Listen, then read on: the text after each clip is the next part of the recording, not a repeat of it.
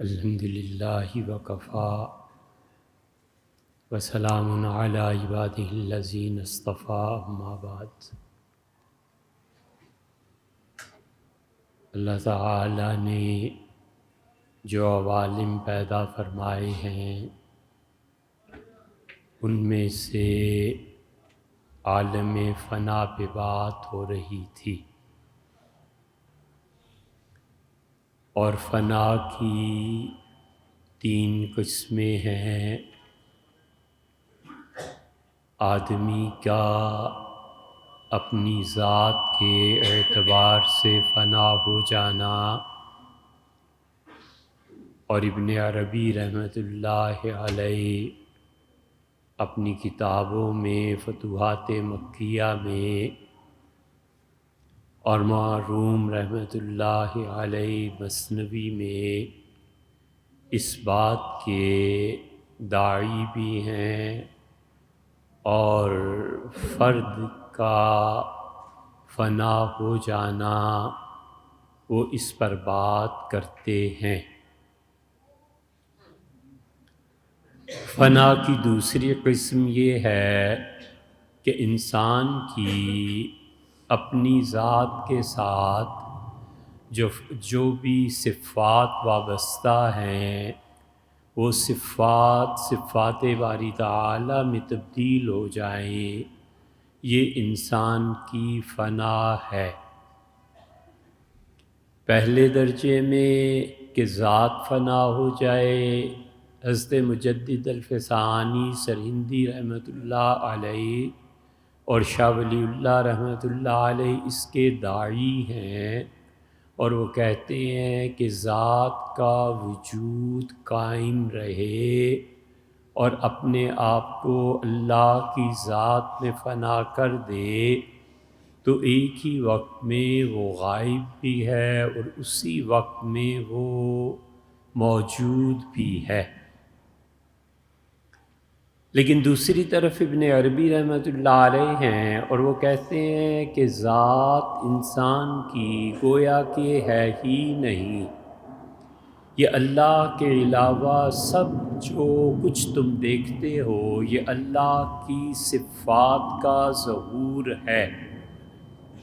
اور ابو علی سینا اسی پہ اعتراض کرتا ہے اور کہتا ہے کہ اللہ نے جب اس کائنات کو پیدا نہیں فرمایا تھا تو اس وقت خدا کیا کام کر رہا تھا۔ اور تیسری فنا کی قسم افعال ہے، ذات پھر اس کی صفات پھر اس کے افعال، اور انسانی افعال بھی فانی ہیں، کیونکہ انسان جو بھی فعل کرتا ہے وہ اللہ کی دی ہوئی طاقت کی بنا پر کرتا ہے، تو اس لیے اللہ نے کہا کہ واللہ خلقکم، اللہ نے تمہیں پیدا کیا، وما تعملون، اور جو عمل تم کرتے ہو اسے بھی اللہ نے پیدا کیا۔ اہل السنہ کا اور گمراہ فرقوں کا اس آیت پہ بہت بڑا جھگڑا ہے۔ وہ کہتے ہیں کہ اللہ کہتا ہے میں نے تمہیں بھی پیدا کیا اور جو تم عمل کرتے ہو اس کو بھی پیدا کیا، تو اس کا مطلب ہے کہ چور کو بھی پیدا کیا اور چوری کو بھی پیدا کیا، اور چوری کو چور کے ساتھ نتھی اور منسلک کر دیا، اور یہ سب کچھ کرنے والا اللہ خود ہے، لہٰذا اللہ کے اپنے افعال ہیں اور مجرم کو جرم کی سزا نہیں ملنا چاہیے۔ اہل سنہ کہتے ہیں کہ اللہ ان افعال کا خالق ہے، جتنے بھی برے افعال تم کہتے ہو اللہ ان سب کا خالق ہے، لیکن کاسب اس کا کرنے والا بندہ ہے، اور بندہ اپنے اختیار کی وجہ سے پکڑا جائے گا۔ وہ کہتے ہیں کہ کوئی فعل ایسا نہیں ہے۔ دوسری بات یہ ہے کہ جسے اللہ نے پیدا کیا ہو اور اس کا پازیٹیو اور نیگیٹو نہ ہو، نیگیٹو کو یہ اپنے اختیار سے چنتا ہے، اس لیے اسے سزا ملنی چاہیے، اور پازیٹیو اسی چیز کو لے جائے تو بالکل ٹھیک ہے، اس پہ اسے اجر ملے گا۔ لہٰذا انسان کا کوئی عمل ایسا نہیں ہے جس پہ حکم نہ لگایا جائے، چاہے وہ پازیٹیو ہو اور چاہے وہ نیگیٹو ہو۔ اس لیے اللہ نے انسان میں اپنی معرفت کی جتنی بھی چیزیں پیدا کیں، فنا کہاں تک چلتی ہے۔ انسان میں اللہ نے شوق کو پیدا فرمایا، اور شوق کہتے ہیں ایسی چیز جس کا مکمل حقیقی علم نہ ہو یا اسے نہ دیکھا ہو۔ دیکھا ہے، حقیقی اور مکمل علم نہیں ہے۔ چہرہ دیکھ لیا، ایک علم آ گیا کہ خوبصورتی ہے، لیکن وہ حقیقی کیا ہے؟ بچہ جب قوت تحریکی میں دخل دیتا ہے اور مجاری تحریکی اس کے اندر طاقت کو جنم دیتے ہیں تو شوق پیدا ہوتا ہے کہ وہ کسی چیز کو دیکھتا ہے، اور اس کا مثلاً چہرہ دیکھا، اس کی جلد دیکھی، قلم دیکھا، اس کی ظاہری صورت دیکھی، یہ شوق ہے کہ وہ ایسی چیز کا طلبگار ہے جس کی حقیقت سے واقف نہیں ہے۔ اور بسا اوقات اس نے لوگوں سے سنا اور اس میں یہ تحریک پیدا ہوئی کہ اس چیز کو میں دیکھوں، اور دیکھا نہیں ہے۔ اللہ کو کسی نے نہیں دیکھا، اور اس میں شوق ایک پیدا ہوا کہ خدا کو دیکھوں، تو جس چیز کو نہ دیکھا ہو یا پھر اس کا تجربہ معلومات ناقص ہوں، اس کی لپت پیدا ہو جائے، یہ ہے شوق۔ اور ذوق کہتے ہیں تسلی ہو اور مزید کی طلب ہو، یہ ہوتا ہے ذوق۔ جن لوگوں میں شوق اور ذوق نہیں ہوتا، چاہیے کہ مر جائیں، جان چھٹے ان بے ذوق اور بے شوق لوگوں۔ یہ ذوق اور شوق ہمت کو بلند کرتا ہے، یہ ذوق اور شوق، یہ دنیا قائم ہے ان اہل ہمت ہی کی وجہ سے۔ یہی تو ہیں جو کائنات کو چلاتے ہیں، یہی تو ہیں جو دشمنوں کی آنکھیں نکال لیتے ہیں، یہی تو ہیں جن کی بنیاد پر خدا کی یہ کائنات قائم ہے۔ یہ ذوق تسلی دیتا ہے، اور مزید کی طلب یہ ہے ذوق۔ کھانا کھاتا ہے اور بار بار ماں کی طرف دیکھتا ہے، ڈونگے کی طرف دیکھتا ہے، حتیٰ کہ اس کا ذوق مجبور کرتا ہے اور کہتا ہے امی اور کھانا ہے، یہ چاول اور ہیں، اوفو یہ چیز ختم ہو گئی۔ یہ جملے اس بچے کی ذوق پہ دلالت کرتے ہیں کہ جو کھا رہا ہوں اس سے سکون مل رہا ہے، لیکن تسکین کے باوجود مزید کی طلب، یہ ہے ذوق۔ بچہ بظاہر بغیر ذوق و شوق کے پیدا ہوتا ہے۔ کبھی تجربہ کرنا بظاہر اس لیے بڑھایا ہے کہ بچے میں ذوق اور شوق ہوتا ہے۔ 2 سال کا بچہ ہے، دودھ پیتا بچہ ہے، چند ماہ کا بچہ ہے، اور آپ میوزک ریڈیو پہ آن کر دیں، بچے کے پاؤں تھرکنے لگتے ہیں۔ جب تھرکتے ہیں تو باپ سمجھ جاتا ہے کہ میرے بیٹے میں ذوق کی حس اللہ نے رکھی ہے، یعنی یہ اس سے لطف اندوز بھی ہو رہا ہے اور مزید چاہتا ہے، مگر اسے شعور نہیں ہے کہ مزید کو کیسے حاصل کرے، تاکہ اس کا بھی شاید شعور نہیں ہے کہ یہ چیز کیا ہے، مگر اندر کی تحریک اٹھتی ہے۔ بچہ بڑا ہو جاتا ہے، ہر انسان کے ساتھ یہ بیتتی ہے، اور دنیا کی سب سے محبوب چیز اس کے لیے کھلونے ہوتے ہیں۔ اتنی محبت ہوتی ہے کھلونوں سے کہ وہ والد سے پوچھتا ہے کہ ابو آپ کیوں نہیں میرے ساتھ کھیلتے، آپ کرکٹ نہیں کھیلتے، آپ فلاں جگہ، اس لیے کہ اس کا جتنا بھی ابھی تک ادراک ہے وہ اتنا ہی ہے۔ وہ صدر مملکت اور وزیر اعظم کو دیکھتا ہے کہ کرکٹ کھیل رہے ہیں، وہ چاہے جس غرض سے بھی کھیل رہے ہوں، بچہ خوش ہوتا ہے کیونکہ اس کا شعور اتنا ہے۔ جتنی شعور کی طاقت بڑھتی ہے اتنی ہی لذت گہری ہو جاتی ہے۔ جو جتنا باشعور شخص ہوتا ہے وہ اتنا ہی مزے میں ہوتا ہے۔ باشعور آدمی 1 منٹ میں اتنے مزے اٹھا لیتا ہے کہ بے شعور آدمی 100 سال کی عمر میں اس سے لطف اندوز نہیں ہو سکتا۔ اس لیے طاقت شعور جب بڑھتی ہے تو اسی حساب سے وہ لذت سے فائدہ اٹھاتا ہے۔ بچے کی لذت کیا ہے؟ وہ یہ کہ ساری دنیا کھلونوں سے کھیلنے لگے، اور بچے کی اس قوت شہوی کے بعد پھر وہ تھوڑا سا بڑا ہو جاتا ہے اور یہ کھلونے کوئی چیز نہیں رکھتے اپنی اصل میں۔ اب اسے ہنسی آتی ہے کہ کون ان کنچوں سے کھیلتا تھا، اور کون اس بیٹ کو پکڑتا تھا، اور کون اس گڑیا سے کھیلتا تھا۔ یہ سب ایسی ہی چیزیں ہیں۔ اب اس میں قوت غضبی بیدار ہوتی ہے، اور غضب کی قوت اسے اس پہ لاتی ہے کہ کپڑے بہت اچھے ہونے چاہیے، اور گاڑی بہت اچھی ہونی چاہیے، اور سواری ہونی چاہیے، اور گھوڑا ہونا چاہیے، اور یہ ہونا چاہیے، اور کریز پینٹ کی ٹوٹ جائے، اور شرٹ اور ٹراؤزر جو پہنا ہے اس پہ کوئی داغ لگ جائے، قیامت برپا ہو جاتی ہے، اور یہ قوت غضب اس میں پیدا ہو جاتی ہے۔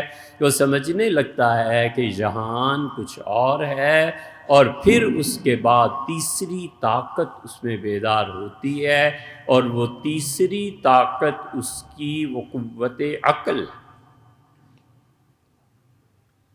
یہ قوت عقل جب آتی ہے تو وہ کہتا ہے کہ اب ریاست ہونی چاہیے، اب 2-4 دوست ہونے چاہیے جو میری مانے، اب گھر میں کوئی نہ کوئی چھوٹا ہونا چاہیے جس پہ حکم چلاؤں، اور نہ مانے تو اس کی پٹائی لگا دوں، نہ مانے تو اس کی ریاست پہ حملہ کر دوں۔ یہ قوت غضب بیدار ہوتی ہے، اور پھر یہ علم کو طلب کرتی ہے۔ اگر اس موقع پہ اساتذہ نہ ہوں اور کوئی تربیت کرنے والا نہ ہو تو یہ قوت غضب ڈبوتی ہے، حتیٰ کہ جہنم کے آخری درجے تک لے جاتی۔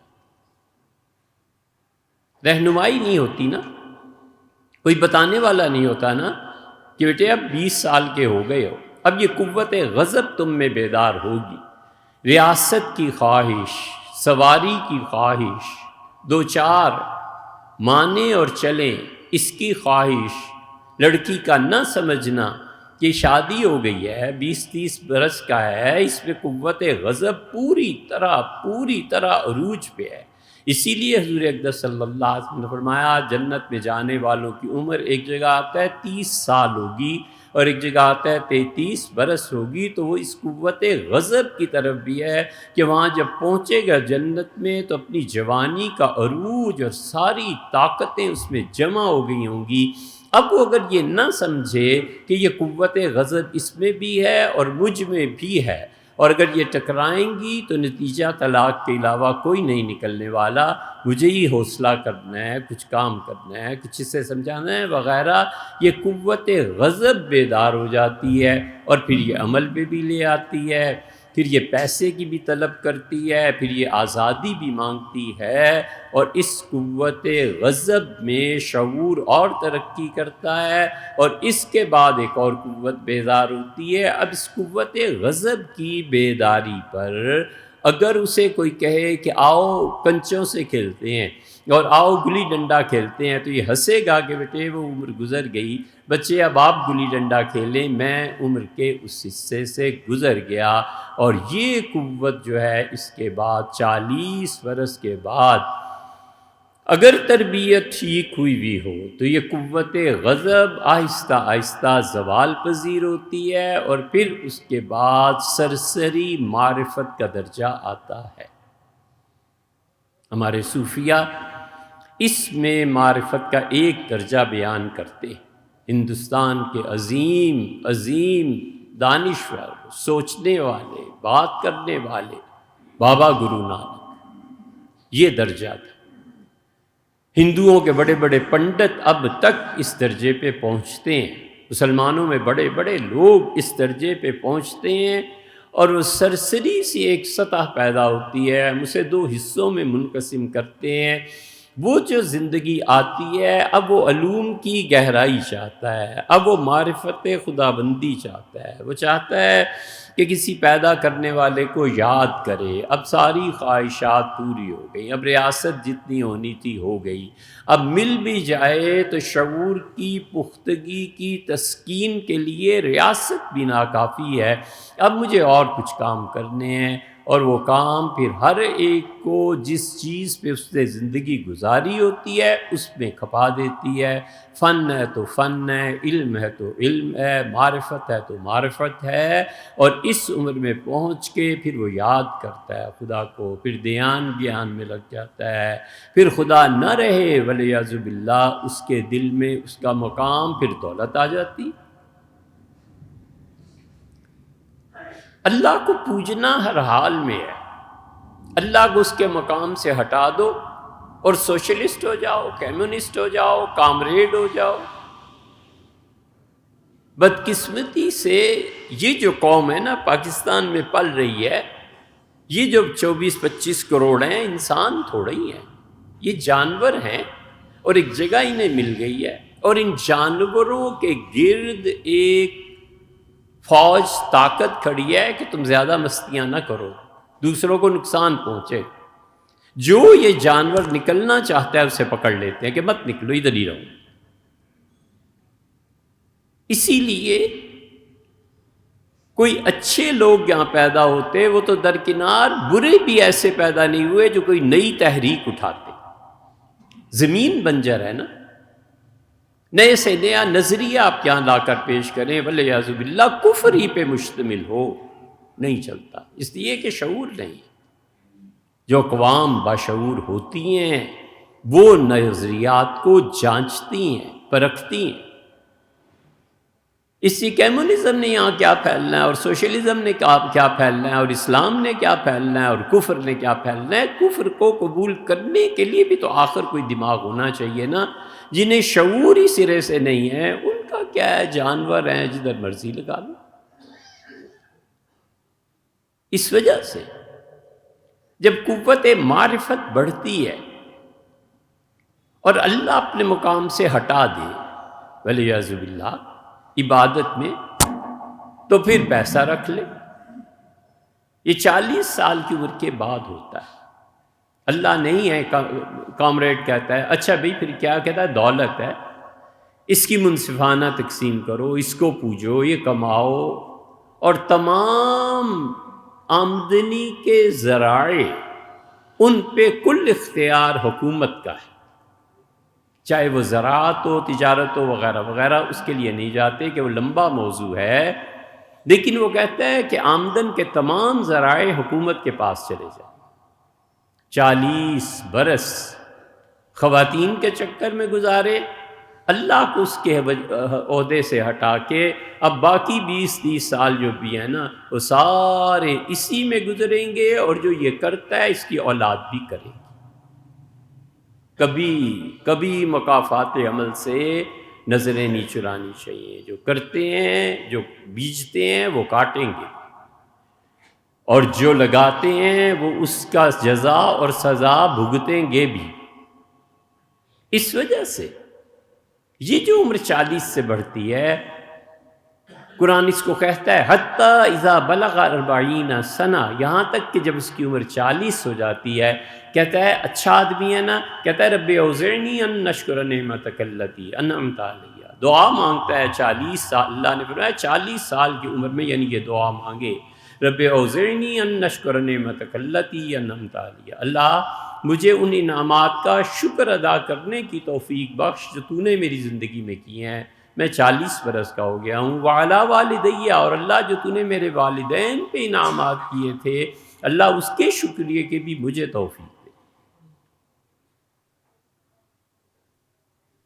اور اللہ اصلح لی فی ذریتی، میری اولاد کو صحیح راستے پہ قائم رکھ۔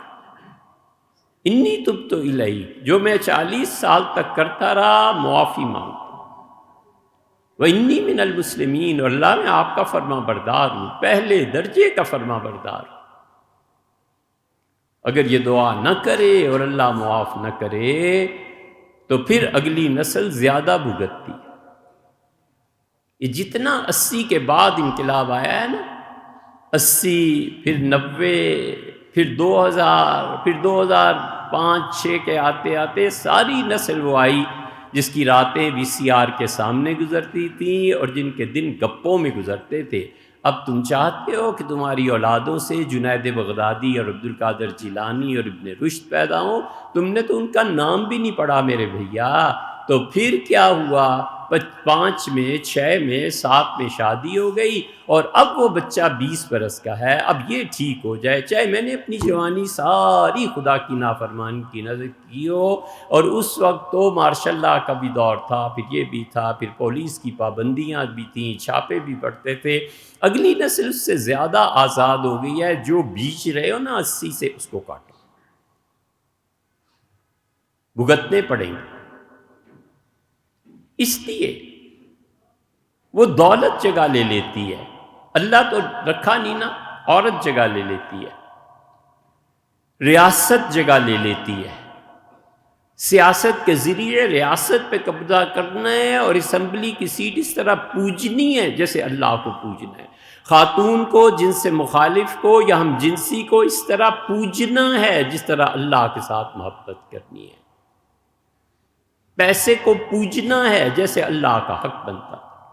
اللہ کو ہٹا دے جگہ سے، معاذ اللہ، بھی جو مرضی جس کو رکھ لے، جو بت سجا لے وہی اس کا معبود ہے، اور پھر وہ جس کو اللہ نے صحیح راہ پر رکھا تھا، وہ بچپن کی بھی زندگی اس کے سامنے ہے، پھر وہ قوت شعور جو پیدا ہوئی تھی اس کو بھی اس نے دیکھ لیا کہ کچھ مسئلہ نہیں، یہ کیا چیز ہے، اور پھر 40 کو کراس کیا اور اسے کہا اے رب تیری معرفت حقیقت میں چیز ہے۔ یہ مرشد مل گیا اور مرشد نے کہا بیٹے اللہ کی معرفت اصل ہے۔ تو وہ شعور جو اللہ کی معرفت کے ساتھ جڑ جاتا ہے نا، ذکر، یہ چیزیں پھر اسے سمعیات تک لے جاتی ہیں۔ یہ ہے وہ مقام جہاں پہ پہنچ کے گرو نانک ہوں یا بابا فرید الدین شکرگنج رحمۃ اللہ علیہ ہوں یا پھر میاں میر رحمۃ اللہ علیہ ہوں، جنہوں نے سکھوں کے گردوارے کی بنیاد رکھی، یا کوئی کافر، بڑے سے بڑا کافر کیوں نہ ہو، اس مقام پر پہنچ کے یہ سب بظاہر یکساں ہوتے ہیں، اور پھر مسلمان صوفی اس سے ایک قدم اور آگے بڑھاتا ہے، یہ کہتا ہے کہ اللہ سب کچھ ہے اور خدایا تیری معرفت حاصل کرنا چاہتا ہوں۔ اور گرو نانک کہتے ہیں کہ گرنتھ پڑھو، دوسرے کہتے ہیں وید پڑھو، یہ کہتا ہے قرآن پڑھو، اور یہاں پہ صوفی ایک درجہ اور آگے چلا جاتا ہے اور کہتا ہے کہ محض علم تیری معرفت کے لیے کافی نہیں ہے، میرا ہاتھ پکڑ لے اور مجھے اپنی طرف کھینچ لے، اور خدا اس کے اور اپنے درمیان نبی کو ڈال دیتا ہے، مرشد کو ڈال دیتا ہے، اور کہتا ہے اس کو دیکھو اور اس کے ذریعے مجھ تک پہنچنا۔ یہ باب ہے سمعیات کا۔ وہ سمعیات کیا ہیں؟ وہ سنتا ہے اور نبی اسے بتاتا ہے کہ قبر کا عذاب بھی کوئی چیز ہوتی ہے۔ اب محض عقل سے آدمی قبر کا عذاب کیا جانے؟ یہاں پہنچ کے مرشد، کامل نبی کوئی اسے اطلاع دیتا ہے اور کہتا ہے بچے معراج ایک چیز تھی، حضور صلی اللہ علیہ وسلم نے دیکھا تھا، عقل کہاں مانے کہ یہ بھی کوئی چیز ہے؟ وہ اسے بتاتا ہے کہ بیٹے حساب و کتاب ہے، وہ اسے بتاتا ہے کہ سب سے بڑی چیز عبدیت ہے، بندگی ہے، ہم کچھ نہیں ہیں اور اللہ ہے، وجود صرف اور صرف ایک ہے اللہ کا۔ اس وجود کی وحدت پہ پہنچتا ہے اور توحید حقیقی نصیب ہوتی ہے، حتیٰ کہ اس کے سامنے تعریف کرو تو رو پڑتا ہے، کہتا ہے وہ ہے اور میں کچھ نہیں، وہ کہتا ہے اسی کی ذات ہے اور میں کچھ نہیں۔ ذرا ہلکی سی سوئی کی نوک جو ہوتی ہے نا، اس ناکے کے برابر بھی کسی انسان کو خدا کی معرفت ہو، آپ اس کو کہیں کہ آپ کے اتنے بیٹے ہیں، آپ کی اتنی بیٹیاں ہیں، اللہ نے یہ کچھ رکھا ہے۔ عورتوں کو دیکھو، کبھی کبھی آنسو آ جاتے ہیں، بھر لیتی ہیں، کہتی ہیں سب اللہ کا مال ہے، میرا کچھ نہیں۔ یہ کیا ہے؟ یہ تھوڑی سی روشنی اسے پہنچی ہے نا، وہ دوسرے لفظوں میں جہالت ان پڑھ ہونے کی وجہ سے کیا ہے کچھ نہیں سکتی، لیکن وہ اقرار کر رہی ہوتی ہے کہ اے رب وجود صرف تیرا ہے، انعامات صرف تیرے ہیں، میں کچھ نہیں، میری اولاد، میرا کچھ بھی نہیں ہے رب، تو ہی تو ہے اور تیرے علاوہ کوئی